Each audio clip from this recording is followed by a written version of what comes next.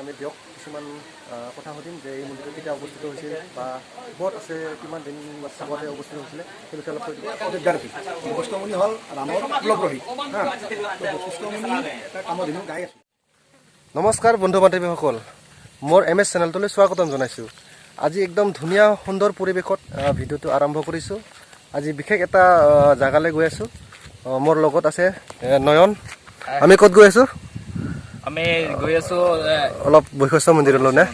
তো আপোনালোকে চাই থাকিব। যোৱা টাইমত অলপ মটৰ ব্লকিং কৰিম। তো মটৰ ব্লকিঙৰ দ্বাৰাই ধুনীয়া পৰিৱেশ দেখাই গৈ থাকিম। তো ভিডিঅ'টো শেষলৈ চাই থাকিম। তো গাইজ ভিডিঅ'টো চাই থাকিব। এতিয়া ষ্টাৰ্ট কৰিছোঁ।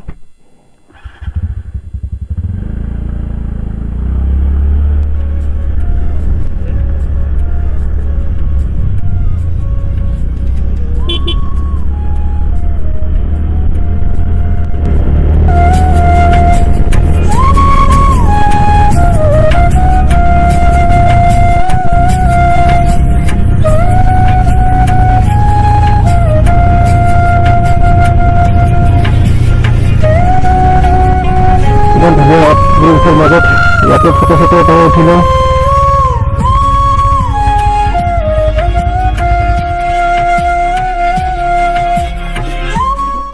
তাৰ ফটো উঠিলে নেকি? কেনেকুৱা লাগিছে জেগাটো?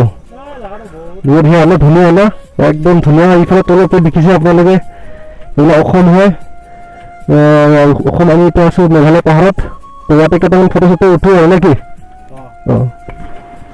তো গাইজ আহি এটা ধুনীয়া জেগাত ফটো উঠিলোঁ আমি। তো চাওক কিমান ধুনীয়া জেগা, মানে এইবিলাক তলত বা যিবিলাক দেখিছে আমাৰ অসম হয়, আৰু ইফালে হ'ল মেঘালয়। তো সেয়াই আৰু দেখাবলৈ চেষ্টা কৰিলোঁ। আৰু ৰাস্তাত গৈ আছোঁ, বেছি দূৰ নাই, পাম আৰু আধা কিলো 1 কিলোমিটাৰ দূৰ আছে। তাতে গৈ কিনে আপোনাক বশিষ্ঠ মন্দিৰটো ভালকৈ দেখাবলৈ বিচাৰিম। আজি গৰম কেনেকুৱা? তামাম গৰম না? তো অলপ কিবা এটা কৈ দিয়ক। কি ক'ম আৰু, চাই থাকক আপোনালোকে। চেনেলটো ছাবস্ক্ৰাইব কৰি দিয়ক। ছাবস্ক্ৰাইব কৰি দিবি আৰু লগতে লাইক কমেণ্ট শ্বেয়াৰ কৰিবি। সেইটোৱে আৰু। এতিয়া মোৰ লগতো স্কুলখন চলাব দিওঁ, তো মই উঠিম। তো লাহে লাহে যাবি হা, ধুনীয়াকৈ। গৰম আছে একদম, বহুত গৰম। তো চলো।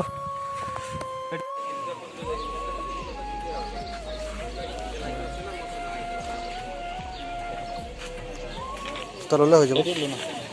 কিমান এইটো? 10 টকা। দুটা দি দিওঁ।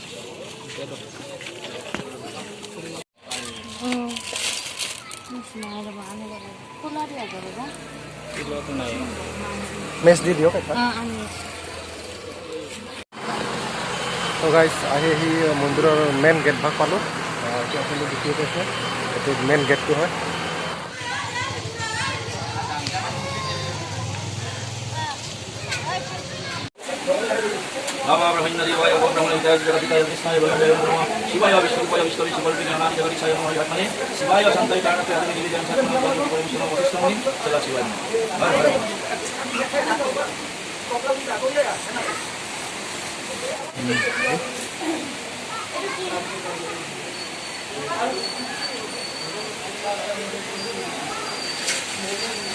তো গাইজ আমি দিয়ক কিছুমান কথা সুধিম যে এই মন্দিৰটো কেতিয়া অৱস্থিত হৈছিল বা ক'ত আছে, কিমান দিন আগতে অৱস্থিত হৈছিলে সেই বিষয়ে অলপ কৈ দিব। এই মন্দিৰটো ক'ত অৱস্থিত অলপ কৈ দিব নেকি? এইটো হৈছে বশিষ্ঠ মন্দিৰ। বশিষ্ঠ মন্দিৰ মানে বশিষ্ঠমুনি প্ৰথমতে অযোধ্যাত আছিল। বশিষ্ঠমুনি হ'ল ৰামৰ কুলপুৰোহিত। বশিষ্ঠমুনি এটা কামধেনু গাই আছিল, এজনী গাই আছিল। গাইজনীৰ নাম আছিল পুৰবী। এই গাইজনী লৈ পেলাই ৰজা বিশ্বমিত্ৰৰ লগত বশিষ্ঠমুনিৰ মনোমালিন্য হৈছিল।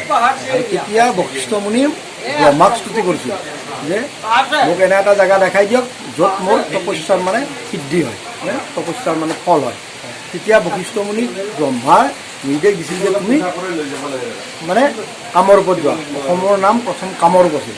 আৰু তেতিয়া বশিষ্ঠমুনি ব্ৰহ্মাৰ নিৰ্দেশত কামৰূপত আহি মা কামাখ্যাক দৰ্শন কৰে। আৰু দৰ্শন কৰি এই পাহাৰখনত আহে। এই পাহাৰখনৰ নাম হৈছে সন্ধ্যাচল পাহাৰ।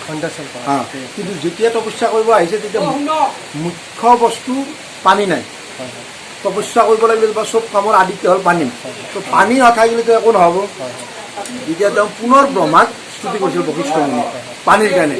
তেতিয়া বশিষ্ঠ মুনি পুনৰ ব্ৰহ্মাই নিৰ্দেশ দিছিল যে তুমি তাৰামন্ত্ৰ জপ কৰি গংগা আবাহন কৰা। আৰু তেতিয়া বশিষ্ঠ মুনি এই বীৰভূমত তাৰাপীঠত তাৰামন্ত্ৰ জপ কৰি এই গংগা আবাহন কৰিছিল। সেইকাৰণে নদীটোৰ নাম হৈছে বশিষ্ঠ গংগা। মূল নদীটো হৈছে বশিষ্ঠ গংগা।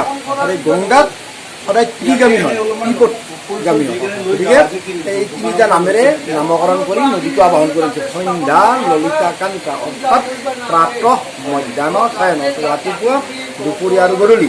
এই তিনিটা সন্ধিয়াক তিনিটা নামেৰে নামকৰণ কৰি এই নদীটো মানে বৱাই আনিছে। এই বশিষ্ঠ আবাহন কৰিছে কাৰণে বশিষ্ঠ গংগা। এই গংগাতে স্নান কৰি ভগৱান শিৱ মন্ত্ৰ জপ কৰি বশিষ্ঠ মুনি ইয়াত শিৱৰ লগত বিলীন হৈ গৈছে।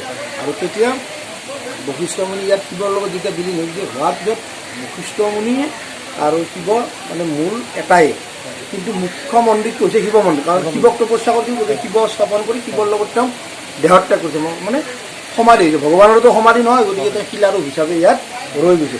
আৰু তেতিয়া ভগৱান শিৱই আহোম ৰজা ৰাজেশ্বৰ সিংহক সপোন দেখাইছিল। আৰু এই সপোন দেখুৱাৰ পিছত আহোম ৰজা ৰাজেশ্বৰ সিংহই 1686 চনত এই মন্দিৰটো নিৰ্মাণ কৰে। আৰু নিৰ্মাণ কৰি যেতিয়া মন্দিৰ নিৰ্মাণ হয়, তেতিয়া অসমত কোনো ধৰণৰ ব্ৰাহ্মণ নাছিল। ইয়াত বুলি নহয়, কোনো হেৰি নাছিল।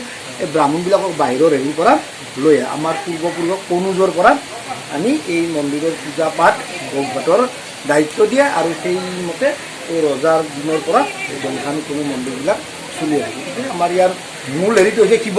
সেইকাৰণে শিৱৰাত্ৰিৰ দিনাখন 4 প্ৰহৰৰ পূজা, গোটেই ৰাতিটো পূজা হয়।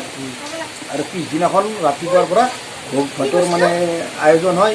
তেনেকৈ মকৰ সংক্ৰান্তিত গংগা স্নানৰ মানে বছৰত মানে শিৱৰাত্ৰিৰ দিনাখন ডাঙৰকৈ পূজা হয়। আৰু মকৰ সংক্ৰান্তিটো হ'ল গংগা স্নানৰ এটা বিশেষ ফল।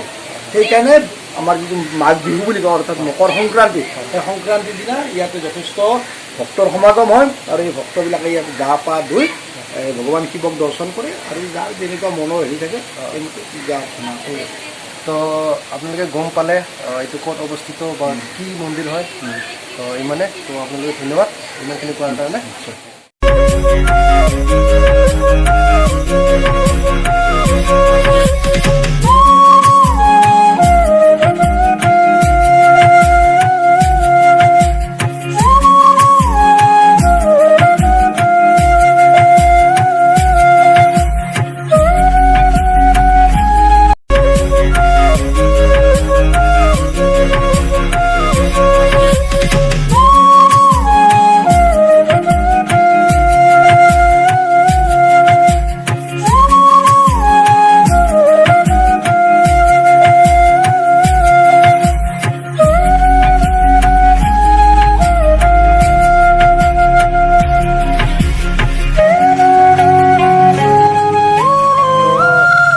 বশিষ্ঠ মন্দিৰৰ পৰা অলপ আধা কিলোমিটাৰমান ওপৰলৈ আহিলোঁ। তাত আহি এটা প্ৰকাণ্ড হাতীৰ এটা মূৰ্তি বনাই থোৱা আছে। তো আপোনালোকে যদি কেতিয়াবা আহে, আপোনালোকে আহিব বশিষ্ঠ মন্দিৰৰ পৰা প্ৰায় আধা কিলোমিটাৰমান। আপোনালোকে আহিব এলে চাবলৈ।